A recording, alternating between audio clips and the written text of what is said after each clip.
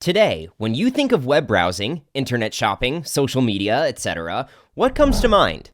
Google, Facebook, Amazon, and a host of other tech giants, right? But back in the 1990s, when one talked of the internet, it meant Yahoo and Yahoo alone. In this video, we are going to see the dramatic rise and fall of the first internet corporation that changed the way we surf the web. Welcome to Wealthy Mindset, where we explore unique and breathtaking angles from the world of money, economics, personal finance, and investing. But before we dive into it, please like the video and subscribe to the channel. Also, click on the bell icon right there so you never miss any of our subsequent videos. What began as an attempt to organize their favorite sites into a web directory by two Harvard graduates, Jerry Yang and David Filo, in 1994, was a $128 billion internet company by 2001. It had surpassed the estimated value of giant multinationals such as Disney, Viacom, and News Corp combined. The market went crazy, and to investors, it was a golden apple falling from the tree which they couldn't afford to miss. The extremely positive buzz around Yahoo had forced many to pour their purses into it. In the elite circles of finance and marketing, it was not a future company. Rather, it was the future. And just when things couldn't get better, Yahoo's fall began. Jeremy Ring, a sales executive who worked for Yahoo during 1996 to 2001, describes in his book titled "We Were Yahoo," "Our company was 5 years old. We were worth more than Ford, Chrysler, and GM combined. Each of those great American brands could have been swallowed up by us." At the time, Yahoo had very few competitors in a large market. It was competing with portals such as Excite, InfoSeek, and Lycos to provide everything on the net with a click of a computer mouse. Tim Kugel, the then CEO of Yahoo, took the company public in 1996. Riding on the dot-com bubble, it achieved a peak of $500 a share by January 2000, which amounts to almost $125 a share in today's post-split calculations. As the experts suggest, with the massive inflow of cash, the young founders went on a fun ride. A slew of professionals was hired, new products were launched, teams were created with sufficient autonomy to build and market newly created products. Amidst all this, what they missed out on was services that had initially brought them fame and fortune.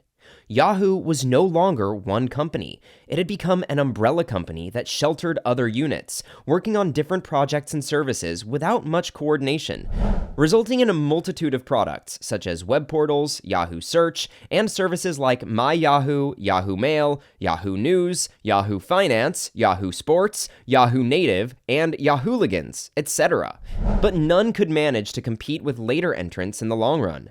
Failing to capitalize on its early leads, Yahoo was to struggle for quite some time, only to quit the field later to be dominated by new players.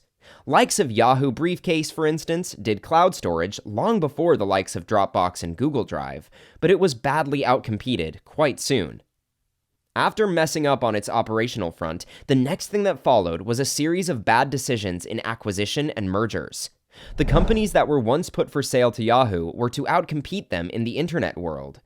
It would be surprising for you to know that Yahoo actually tried to buy Google twice, once for a measly sum of $1 million, and after being rejected, Yahoo also offered Google founders Sergey Brin and Larry Page $1 billion, which was to be turned down in the course of further negotiations in expectation of a better deal. But this was not the only blunder Yahoo would contain itself with. Next, in 2006, it turned down a similar offer to acquire Facebook for a mere $1 million. On the other hand, at the height of the dot-com bubble, it spent $4.5 billion to buy GeoCities and $5.7 billion to buy Mark Cuban's Broadcast.com, which was mismanaged and eventually proved to be a failure. Its own search offering now attracts only a fraction of the market, and its acquisition of social media company Tumblr didn't prove enough to compensate the Facebook miss. Amidst frequent blunders, one thing that kept Yahoo running for this long is Jerry Yang's risky $1 billion investment in Alibaba in 2005. Yang acquired 40% in what would become China's e-commerce king in the years to follow. Although Yahoo sold the stake over time in bits and pieces, nevertheless, its current stake still counts more than $30 billion in today's prices. Had Jerry not had that courage to acquire Alibaba's stake, Yahoo's story may have been over long ago. In 2008, when Microsoft was in pursuit to build Yahoo-Microsoft synergy to take on their market rivals, Google, Microsoft offered a whopping $44.6 billion in exchange for Yahoo. The Yahoo founder CEO Yang had a chance to exit the market at a fair deal, but a company that had become so apt at missing out on opportunities was to miss again, for it had a humiliating deal reserved in its fate when it would sell itself in exchange for a mere $4.5 billion to a media corporation by the name of Verizon 8 years later.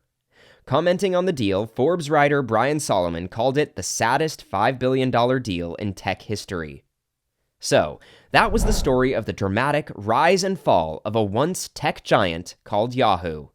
Should Yahoo have sold? How would the world shape up if Yahoo bought Google? Let us know in the comments section below. If you enjoyed this video, slap a like on it and subscribe to the channel to stay updated with the latest business trends and interesting facts.